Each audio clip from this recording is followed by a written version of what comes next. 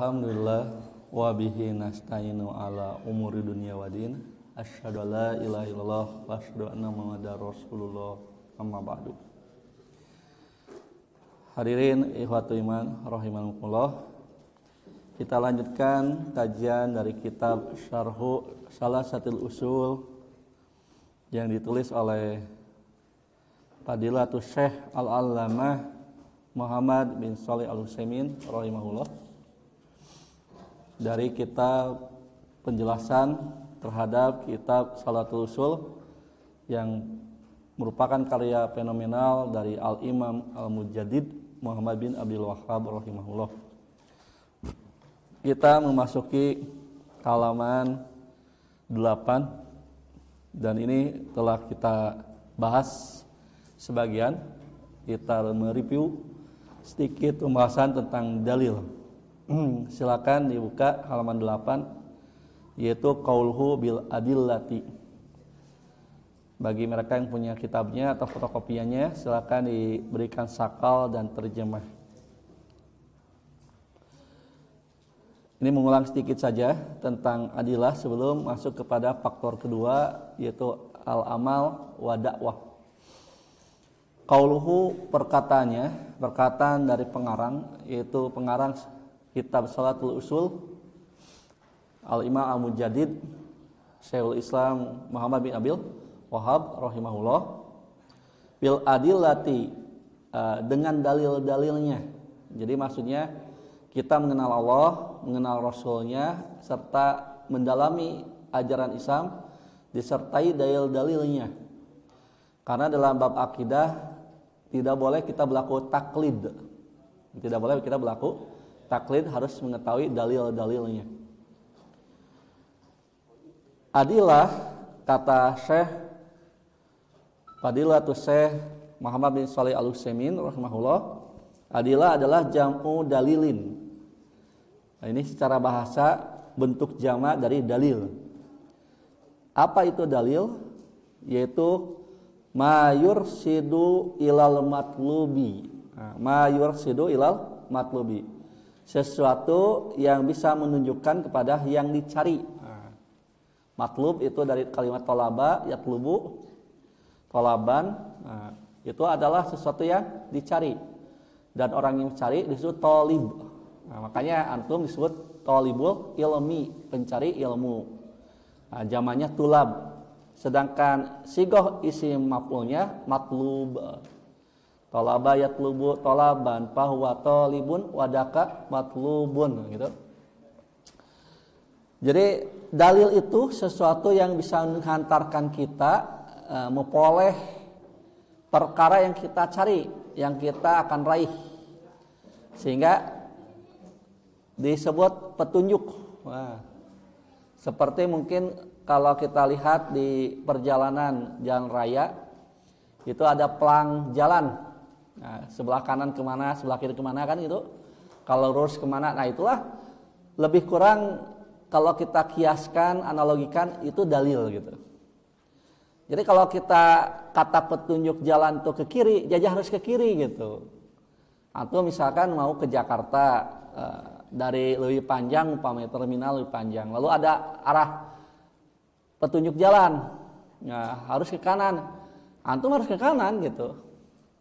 Jangan sampai melawan petunjuk. Soalnya kalau melawan petunjuk, alih-alih kita sampai pada tujuan, malah semakin jauh dari tujuan. Umpamanya antum adalah thalabul ilmi, dalam hal ini mahat tahfidz. Yang antum carikan, antum boleh ilmu tentang tahfidz, bisa menghafal Quran dengan itqon, dengan kuat. Lalu beberapa ulama memberikan irsyad, petunjuk. Maka lakukan petunjuk itu supaya antum memperoleh jalan yang lebih mudah kepada tujuan. Karena petunjuk itu umumnya itu berdasarkan nas. Kalau dalam kehidupan keseharian itu berdasarkan pengalaman gitu. Atau mungkin bahasa kita sejarah, ya. Sejarah itu menjadi petunjuk. Makanya ada ungkapan jas merah, jangan lupakan sejarah. Nah, jadi kadang-kadang sejarah itu bisa menuntun kita dalam persimpangan. Kita harus ke kiri atau ke kanan, belok kanan atau belok kiri. Nah, lihat sejarah. Umpamanya sebagai perbandingan. Karena siklus kehidupan umumnya adalah sama. Watil kal ayamu nudawiha bainanas. Demikianlah hari-hari itu kami putar di antara manusia. Maka ada masa kejayaan, ada masa kemunduran atau kehancuran. Nanti semuanya tergantung antum milih petunjuk ke mana. Kalau memang ingin jaya, lihatlah arah-arah petunjuk jalan yang akan mengantarkan antum kepada kejayaan. Seperti Imam Syafi'i umpamanya pernah berujar, beliau rahimahullah, bahwa untuk thalabul ilmi itu harus ada al-juhdu umpamanya, kesungguhan. Kemudian juga tentu al-ikhlasu, keikhlasan, kemurnian niat. Nah, hal-hal seperti ini teknik-teknik yang telah diberikan oleh para ulama itu secara umum disebut dalil atau irsyad, petunjuk. Lakukan itu, insya Allah antum akan memperoleh raihan matlub yang dicari itu lebih mudah gitu. Daripada antum membuat thariqah tersendiri, metode tersendiri. Belum tentu thariqah antum mengantarkan pada yang dicari. Nah, itulah disebut dalil ya. Ingin bahagia, ingin selamat dunia akhirat, bagaimana ulama berdasarkan nas-nas Al-Quran dan Al-Hadis lalu merumuskan. Nah, misalkan ada ungkapan dalam keseharian kita disebut tombo ati. Pernah dengar tombo ati? Tombo ati itu kan untuk mengobati penyakit hati. Ada 10 perkara kan itu terkenal. Nah, lalu kita lakukan ke 10 perkara itu, insya Allah penyakit antum dalam hati antum itu segera sirna. Perbanyak tahajud, perbanyak saum Senin Kemis, perbanyak ibadah, perbanyak tilawat Quran, qiraatul Quran gitu kan. Bahkan bukan sekedar tilawah dan tahfidz, melainkan juga tafhim terhadap Al-Quran, pahmul Quran. Dibaca terjemahnya, dibaca tafsirnya gitu. Diambil intisarinya, lalu diterapkan dalam kehidupan seharian. Insya Allah antum lambat laun akan menghilangkan penyakit hati dalam diri antum. Kenapa Quran itu syifa'ul lima fis-sudur? Itu ungkapan Allah langsung kan dalam Al-Quran. Quran itu syifa, pengobat penawar sesuatu yang ada dalam hati antum. Mungkin sekarang masih belia ya, masih mungkin muda, tidak terasa. Nanti kalau sudah mengalami masa-masa atau fase-fase kehidupan, mulai remaja, memasuki dewasa, lalu apalagi sudah menua ya. Bahasa Sunda nama geus sarepna teh siga tadi jam 5 nepi ka jam genap ya, sarepna artinya di ujung hayat umpamanya geus aki-aki ya. Nah, itu kan harus petunjuk kepada jalan keselamatan lebih diperhatikan gitu. Jangan sampai antum sudah usia 40 tahun belum tobat. Sulit itu. Ya bahaya. 40 tahun masih keneh neko-neko, nepi ka 70 tahun sampai pernah insaf geus bawa taneuh ya, masih keneh ka karaoke misalnya. Geus aki-aki ngageter kali atau tapi anggar we nyanyi kan. Itu kan ira tobatna gitu umpamanya kan itu. Kalau aki-aki langsung ke masjid kan itu kayungyun bahasa Sunda namanya. Terang kayungyun ya, si antum kan berjamaah sebelum ada sudah ada di masjid itu kayungyun. Setelah tahiyatul masjid duduk bersimpuh berdoa kan. Saat-saat ijabah itu antara ada dan koma antum isi itu kayungyun namanya. Ya, aki-aki kan, resep gitu ke masjid itu kayungyun. Ayo aki-aki gelo, geus aki-aki itu kata gelaga keneh gitu. Dengan jukut di gelaga kan, aduh, eta mah kayungyun nurus tunjung. Sulit untuk memperoleh kebahagiaan dan keselamatan. Ini sekedar contoh sederhana. Seharusnya lihat dalam nas-nas Quran pengantar kebahagiaan itu dalil. Itu dalil. Dan kita butuh pada dalil. Sebagaimana kita dalam perjalanan itu ada petunjuk arah tujuan, maka kita ikuti insya Allah sampai. Kalau sekarang ada Google Map ya, gitu kan? Kalau cari di mana Google Map, tapi kadang-kadang Google Map juga error ya, gitu. Yang pengalaman-pengalaman yang sudah ya. Nah, maka tentu saja dalam hal ini harus dibantu juga dengan ya pencarian dengan lisan kita. Ya, jangan sampai ada pepatah malu bertanya sesat di jalan. Umpamanya antum mau ke Bandung di sini, tapi era nanyakeun teh, padahal teu apal, kumaha ieu we. Alhamdulillah gitu ya, gitu. Harusnya 2 jam sampai, 5 jam baru sampai. Bisa jadi begitu. Bahkan bisa jadi teu sampai-sampai. Seperti orang mau ke Jakarta naik bus ke Cirebon, nyampe moal. Nepi ka Cirebon gitu. Tujuan ke Jakarta naik bus ke Cirebon, itu kan arah salah jalan. Ke dalam kehidupan nyata demikian juga ada yang seperti itu. Orang-orang yang salah jalan gitu. Inginnya bahagia, inginnya selamat dunia akhirat, tetapi kemudian pindah agama. Nah, itu teh seperti orang pindah kendaraan gitu. Ya. Apalagi kalau sudah usia 70, wah, karunya mesti ditahlilan ya. Pindah agama kan. Nah, ini gambaran bagi kita semua, ikhwah. Ya antum harus paham dalil-dalil Quran, dalil as-sunnah. Kalau bisa sampai dihafal dalil. Antum tahfidz Quran, diantaranya antum menghafal dalil-dalil kehidupan. Sebenarnya kalau kita mau selamat dunia akhirat dengan memodalkan i'tijam, dan itu memang satu-satunya jalan keselamatan, i'tijam pada Al-Quran dan as-sunnah, tidak akan tersesat. Rasul menjamin, taraktu fikum amrayni, aku tinggalkan bagimu 2 perkara. Ma tamassakum bihima lan tadilu abadan ya. Siapa yang berpegang teguh kepada keduanya tidak akan sesat selamanya. Aw kama qala, yaitu kitabullah wa sunnatu rasulihi sallallahu alaihi wasallam. Kitab Allah, Al-Qur'an yang antum hafalkan hari ini, ya saat ini, dan sunnah Nabi. Itu kunci kebahagiaan, kunci keselamatan. Antum cari apa kehidupan? Tentu ini keselamatan, kebahagiaan. Ya, selamat dan bahagia. Selamat jiwa raga kita, selamat dunia dan akhirat kita, selamat harta benda dan jiwa raga.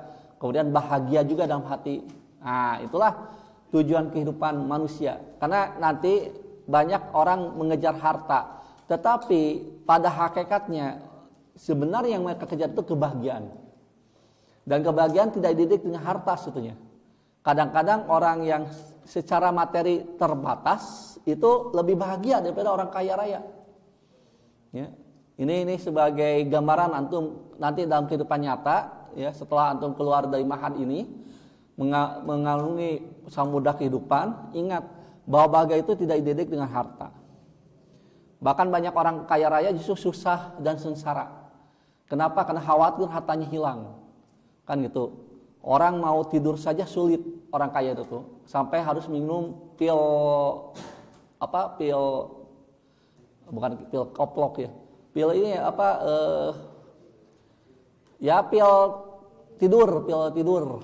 pil tidur, sampai ada orang tenar ya, itu pakai pil tidurnya overdosis, langsung dia tidak bangun-bangun lagi, ya, karena hilang nyawanya.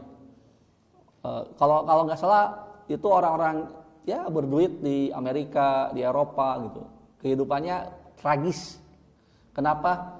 Karena berakhir dengan overdosis. Konon, maaf kalau sebut namanya, misalkan yang terkenal Raja Pop dunia. Tahu nggak Raja Pop dunia? Dari Amerika. Michael Jackson. Itu kan matinya overdosis dengan banyaknya obat yang dikonsumsi. Sebagian berita demikian, walaupun jadi misteri sebetulnya. Dia matinya bagaimana? Ya. Kalau itu Raja Pop, kalau Raja Dangdut tahu nggak? Alhamdulillah karena orang Muslim beliau makan tidak terberitakan seperti itu. Nah Muslim itu insya Allah selalu ada tempat bergantung. Allahus Somad itu artinya tempat bergantung. Antum sulit ngadu pada Allah, insya Allah ada solusi. Bahkan kalau antum sulit dalam kehidupan, takwa saja pada Allah. Karena dalam surat At-Tolak telah dijamin, wa may yattaqillah yaj'al lahu makhrajan wa yarzuqhu min haitsu la yahtasib. Kalau kita takwa pada Allah, kesulitan apapun kehidupan pasti ada makhraj. Makhraj itu dari kalimat kharaja, keluar. Makhraj itu tempat keluar. Jadi lamun dina golongan mah mun dina ieunya benang layangan kusut pakujut apa teu sok main layangan tara sok ulah teh geus jadi hafid bae teu lucu gitu ustad main layangan Itu dipiralkeun di media sosial. Wirang pakai kopiah pakai kopiah haji. Ngapungkeun layangan teu lucu. Tah pakujut kan? Lamun benang layangan itu pakusut ditarik ka dieu lain lepas gitu, semakin kuat akhirnya. Nah, itulah sebut sesuatu kesulitan dalam kehidupan. Kalau kita takwa pada Allah, pakusut kitu teh teu boleh gitu. Aya we tetep keluar gitu. Seperti itulah kehidupan nanti antum alami. Pusing, liar gitu kehidupan kayak pokoknya mah kalau bahasa kita mah ruwet gitu ya. Apa tuh anu sok nyebut ruwet gitu. Presiden urang itu. Ruwet gitu. Anu ruwet kan manehna. Tah lamun takwa ka Allah ruwet teh hilang. Luwet teh hilang. Kenapa? Karena Allah menjadi makhraj, jalan keluar. Sanajan pakusut keluar. Ujian numpuk itu umpamanya, ya, imtihan di depan mata, hafalan belum sempurna. Takwa pada Allah insyaallah gitu. Aya we jalanan teh. Dan itu secara pribadi tahadus bi nikmat ya saya alami gitu. Saya alami betapa beratnya ujian-ujian sekolah ya, mulai dari tingkat dasar, menengah sampai perguruan tinggi. Insya Allah kalau kita benar-benar isti'anah pada Allah, muntang istilah teh mun bahasa Sunda mah muntang ka Allah. Alhamdulillah aya we jalanna teh gitu. Sampai kita alhamdulillah sampai keluar dari satu tantangan yang sebetulnya secara tenaga lahir kita enggak mampu gitu. Kita udah enggak mampu. Harus ujian, harus menghafal dan sebagainya, tapi karena kita benar-benar menserahkan diri sesuai dengan amanat Dr. Adian Husaini, perbanyak doa gitu. Kita muntang ke Allah, alhamdulillah. Allah tampaknya ya itu juga kode qadar ya, tidak lepas dari kode qadar, memberikan suatu kekuatan. Tapi surat At-Tolak sudah menjadi satu kata kunci. Wa may yattaqillah yaj'al lahu makhrajan. Takwa pada Allah. Yaitu caranya apa? Kalau kita punya dosa, segera tobat. Kita menyesal, kita memohon ampun, kita berhenti, kita bertekad tidak mengulangi, kan itu syarat tobat. Nah, terus kita perbaiki amal supaya kita termasuk orang yang taubatan nasuha. Nggak mungkin kita tidak punya dosa. Nah, caranya kita ketika ada masalah kehidupan, introspeksi, mungkin ada dosa yang menjadi hijab dalam kehidupan kita. Nah, setelah kita bertobat nasuha, rasa-rasanya yang saya alami itu kemudian hilang ya. Hilang masalah itu, diberikan sinar pencerahan. Sampailah kita pada tujuan gitu. Umumnya demikian. Karena hal kita merasa frustasi, putus asa, patah arang itu teralami gitu sebetulnya. Futur itu apa? Masa bosan, bete, ya boring total. Itu terasa memang. Aduh, kehidupan teh hayang geussan we menghadapi ujian berat gitu. Andaikan saya mati sebelum itu kan sebagaimana Siti Maryam ketika beliau hamil tua, bahkan beliau ada seorang perawan yang memang menjaga kesucian dirinya, tetapi mujizat dari Allah, beliau hamil. Ada ungkapan, seandainya aku mati sebelum ini terjadi kan gitu, ungkapan dari Siti Maryam menghadapi kehidupan yang kabayang beratna gitu. Nah, antum juga kalau menghadapi kesulitan seperti dalam kehidupan, muntang ke Allah. Sudah muntang kepada Allah. Karena kalau muntang kanu lain, kabeh tukang bohong. Sekarang sedang viral cerita Yana ya, menggugurkan Kuncen Sumedang. Mohon gaya. Jadi ceritanya Yana itu hilang 3 hari. Yana itu. Namanya Yana, maaf kalau di sini ada yang namanya sama ya. Yana. Yana itu pasti laki-laki karena kalau perempuan Yani ya. Yana ini hilang. Itu ada cerita ya, saya kira tragis gitu. Itu viral masalahnya. Jadi dia WA, sekarang bukan SMS ya, WA, tulisan, chatting, tulisan, kemudian dia pakai suara, juga pakai suara, gitu. Dia merasa lelah dan sebagainya, gitu. Lalu motornya di sisi Cadas Pangeran, tahu nggak Cadas Pangeran Sumedang? Yang suka ke Sumedang mungkin tahu ya, sebelum mungkin daerah setelah Jatinangor lah, sebelum Tanjung Sari ya. Seingat saya begitu ya, Cadas Pangeran. Kan itu teh geuman tuh. Geuman teh naonnya? Bahasa ieu mah angker ya, tapi bukan merek bir ya, angker gitu. Lalu ceritanya itu si motor itu diparkir gitu. Ya, diparkir di sana, lalu dia menghilang. Wah itu kan, atau istrinya gemper gitu ya, laporan ke polisi gitu, diteangan. Pokoknya mah ribut mencari jasad Yana gitu, karena dikhawatirkan dia itu menghilang.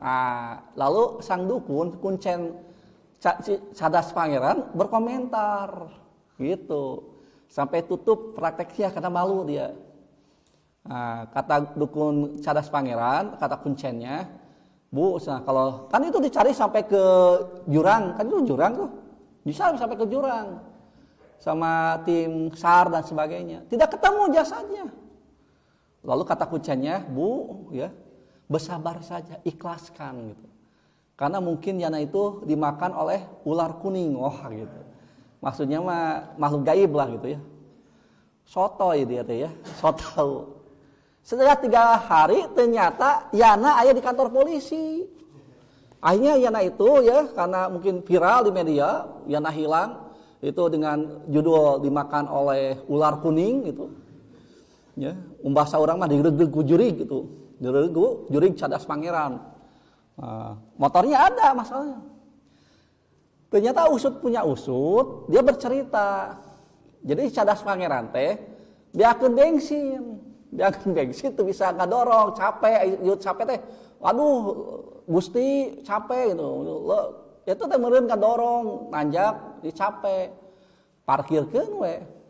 Si manoreng Yana mah make elap ka Cirebon.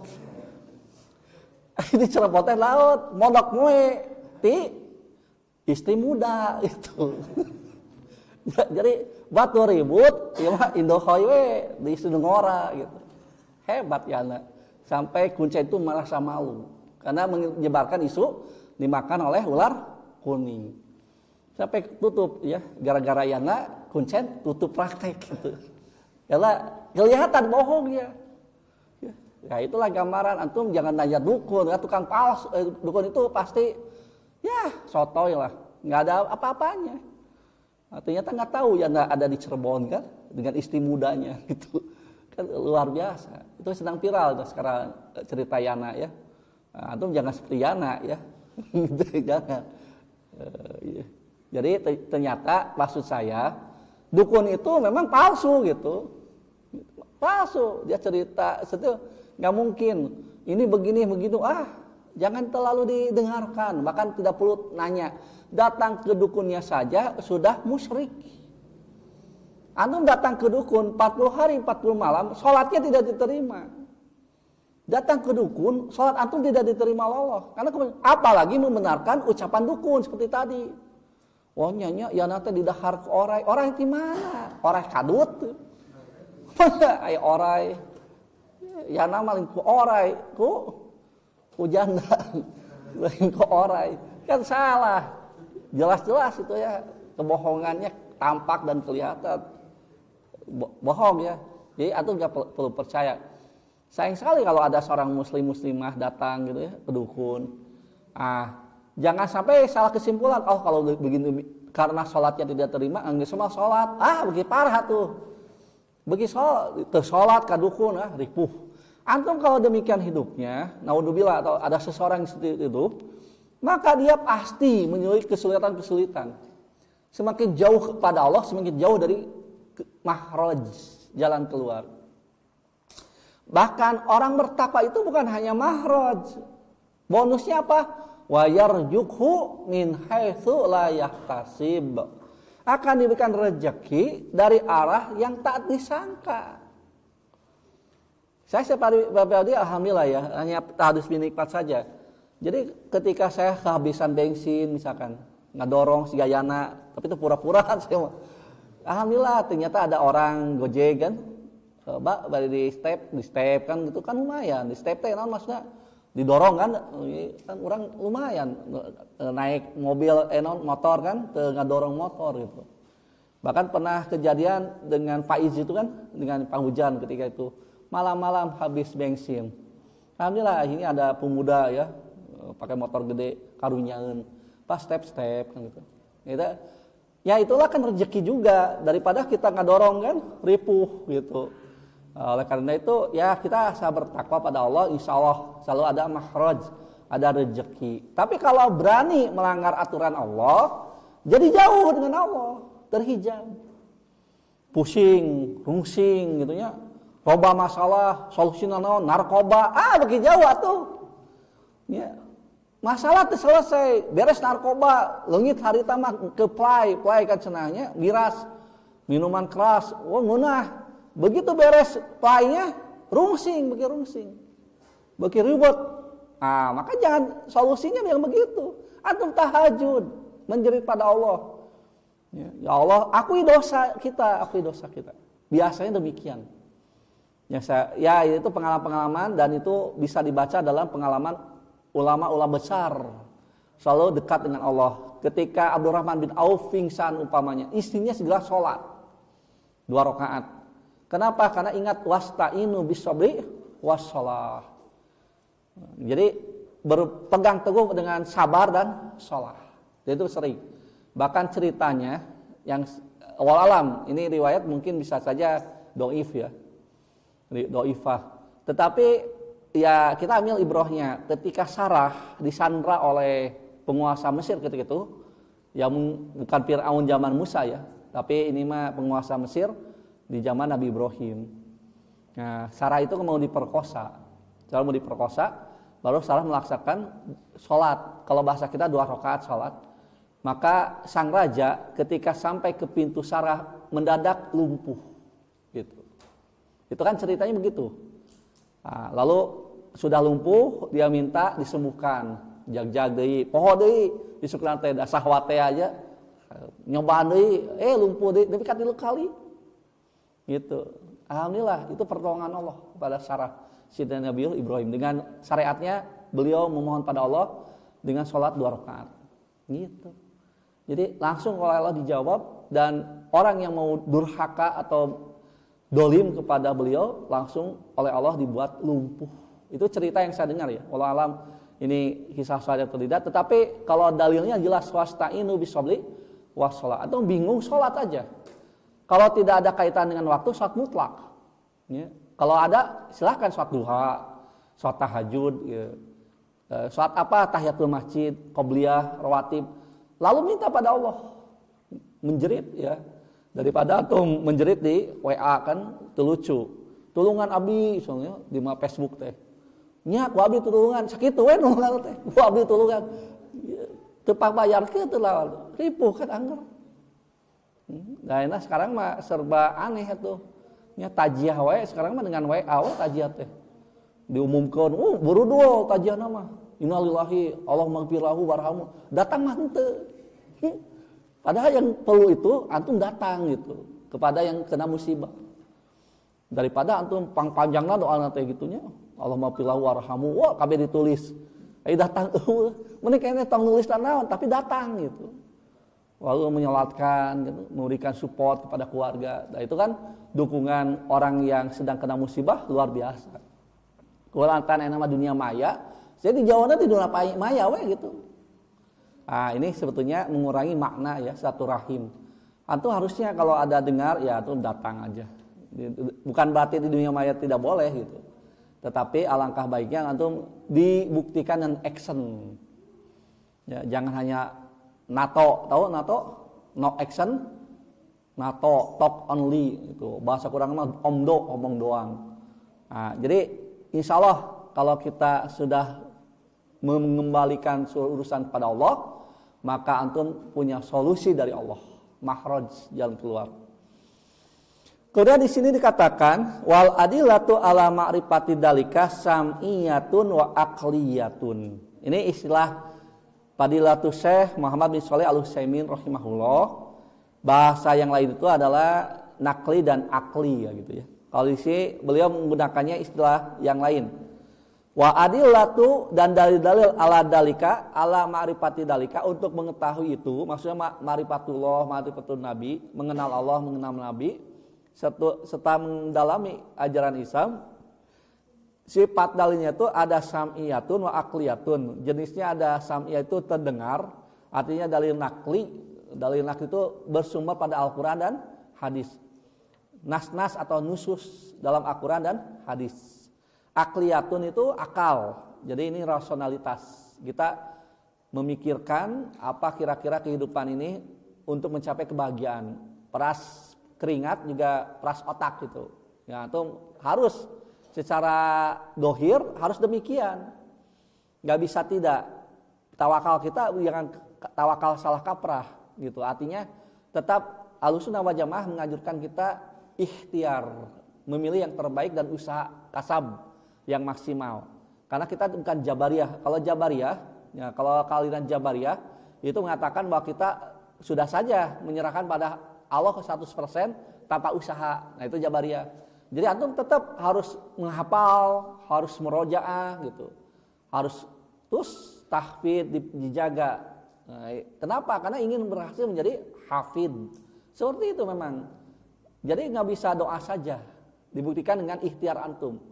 Pilih waktu-waktu terbaik untuk menghafal. Karena ada saat-saat otak itu bersih. Upamanya yang saya rasakan secara pribadi itu kalau badah subuh kan jernih. Gitu. Kalau subuh itu biasanya bersih gitu. Udaranya yang bersih, suasananya tenang. Nah, kalau menghafal murojaah itu enak gitu. Beda dengan siang hari jam 12 kurang ngapalkeun, pabelit jeung lapar, lieur ayat Quran teu asup gitu.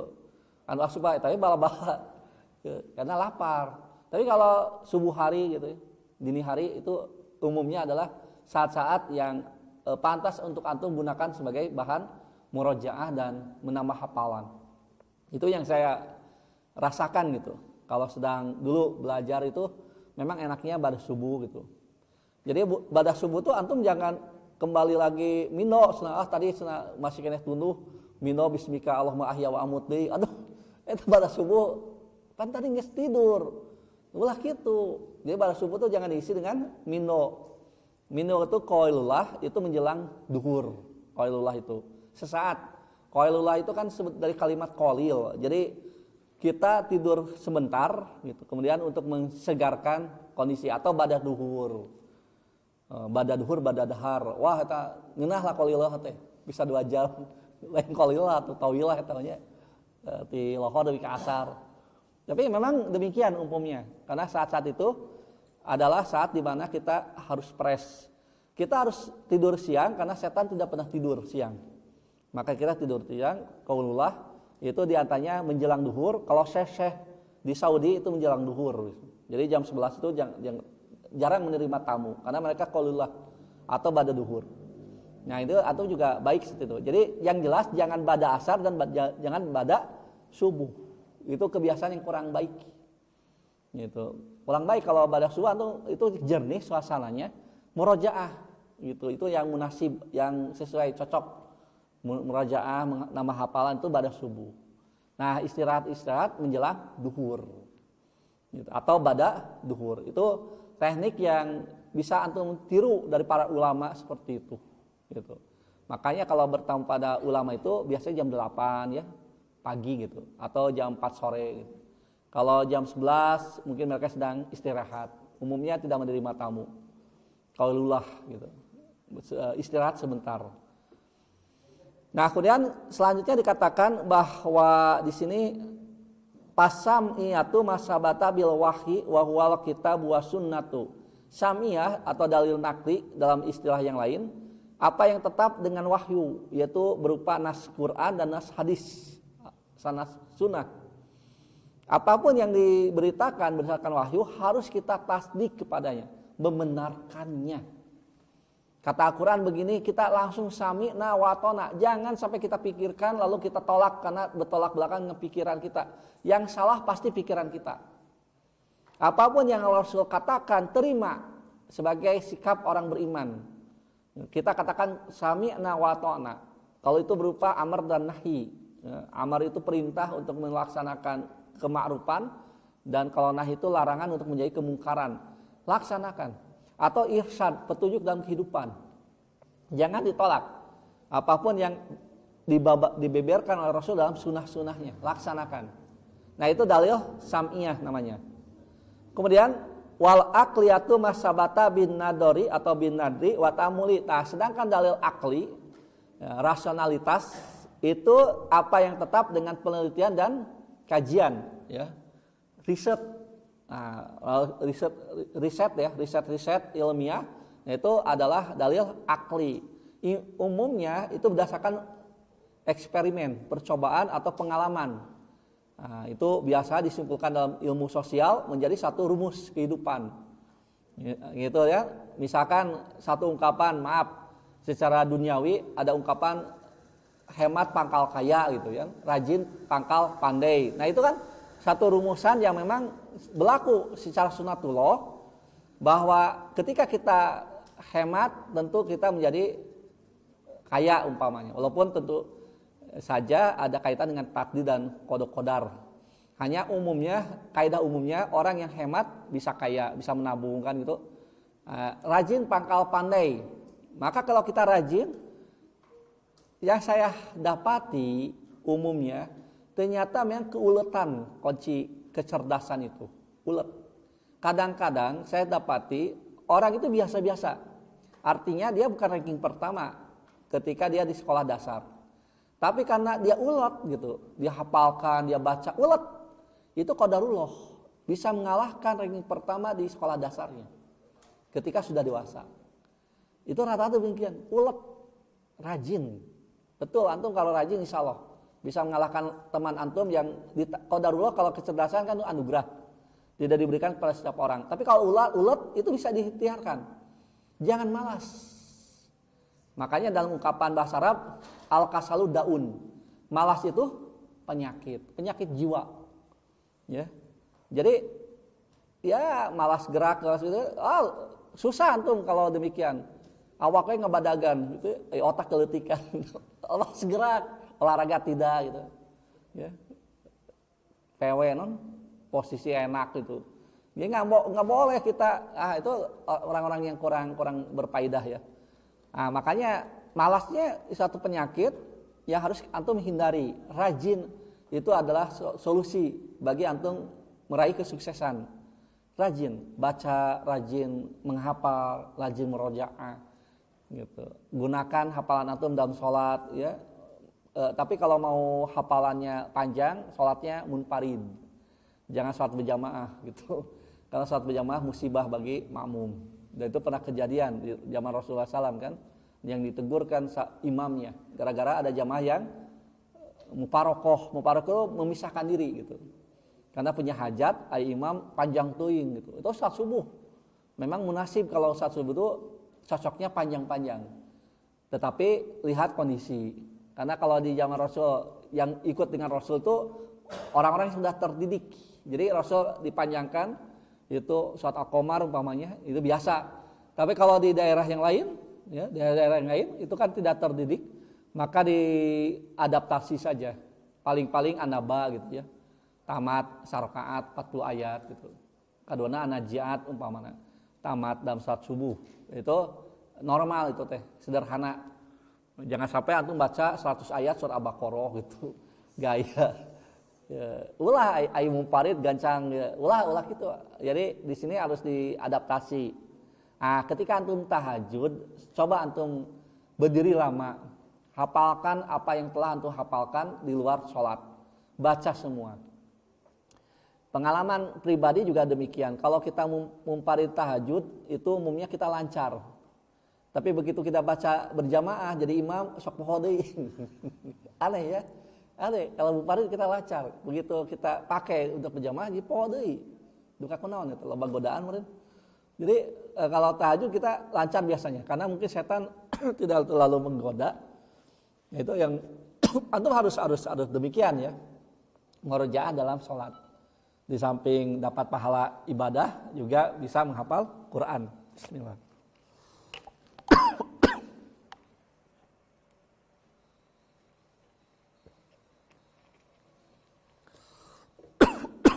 Waqad aksalallahu azza wa jalla min dzikri hadanawi fi kitabihi. Waqad aksalallahu teh sungguh Allah telah memperbanyak.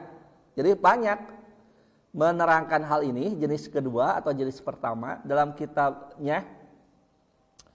Tentu saja mungkin ini ada dalil sam'iyah dan dalil akliyah dalam Al-Quran itu.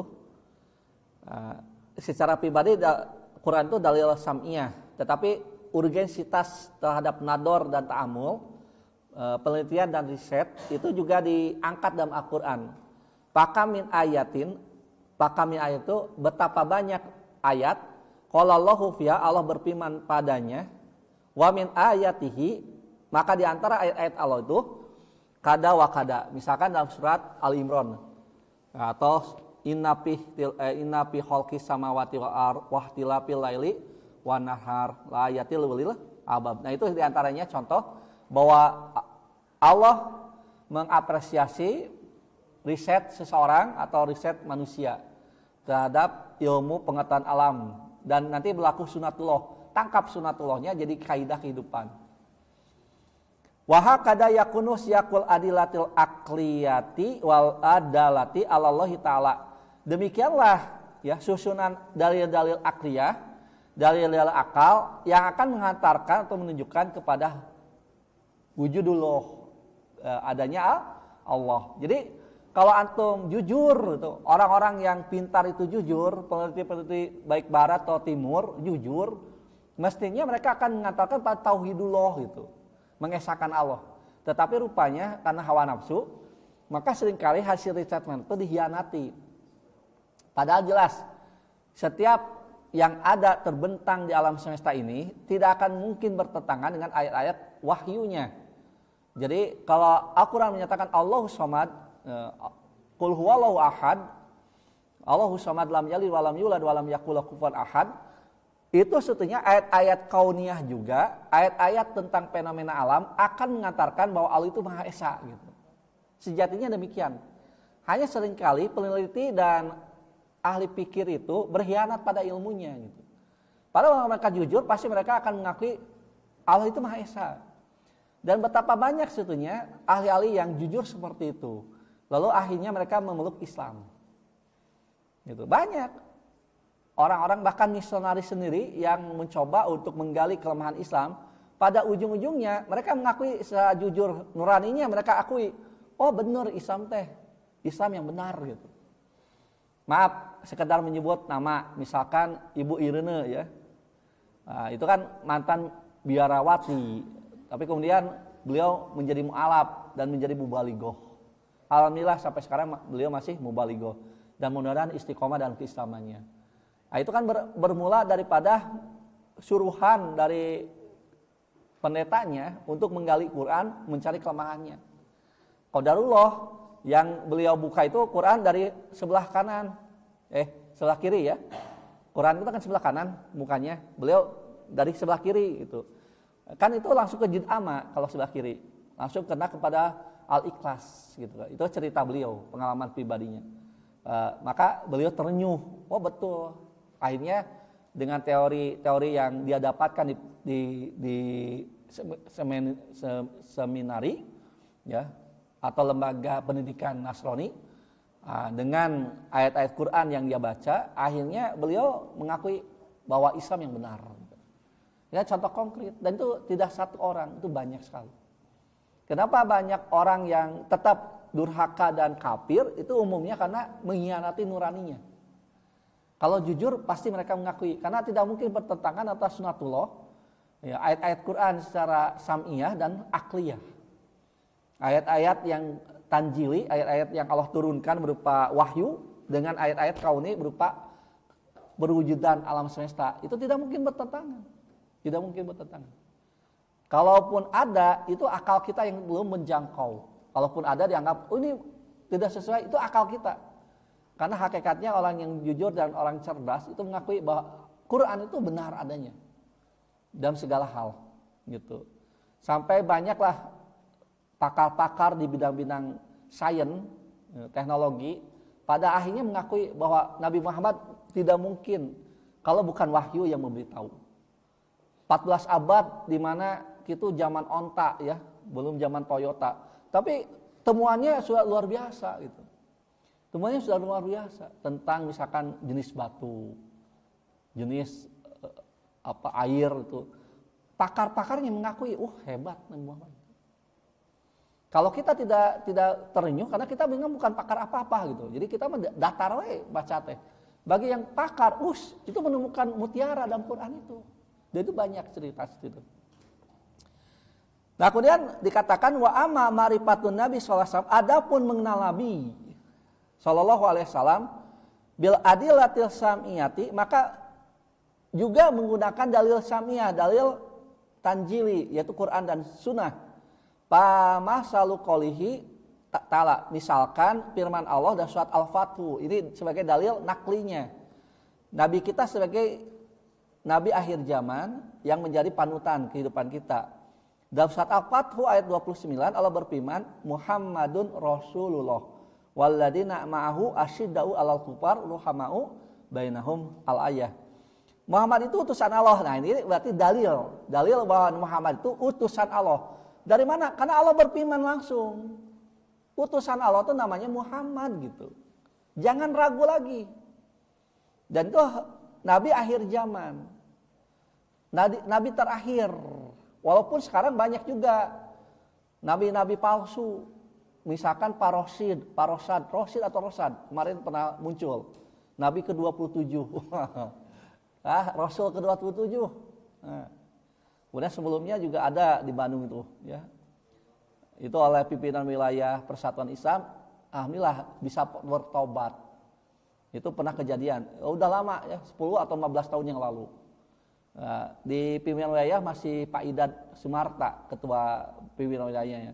Itu beliau telah mengisapkan nabi palsu. Nabi itu taluk ternyata oleh Pak Idad ya.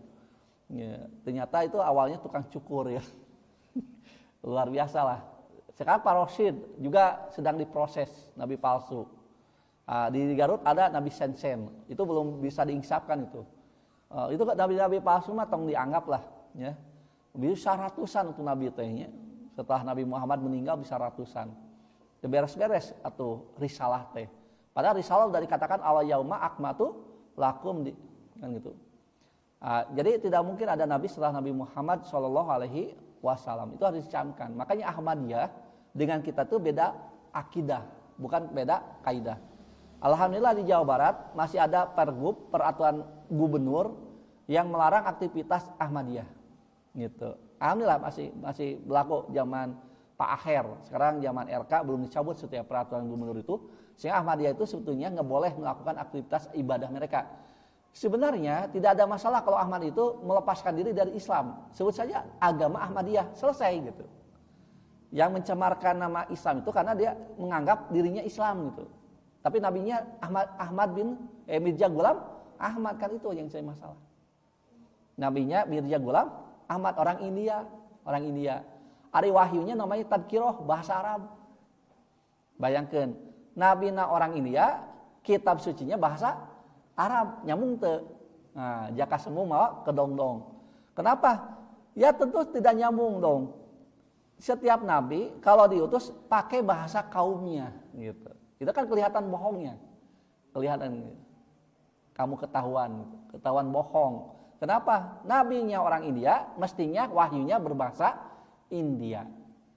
Nabi Sensen itu di Garut pasti bahasanya bahasa Sunda. Jadi bahasa Garut lain bahasa Bandung. Ya. Bahasa Garut ya tuh luar biasa kan. Gitu.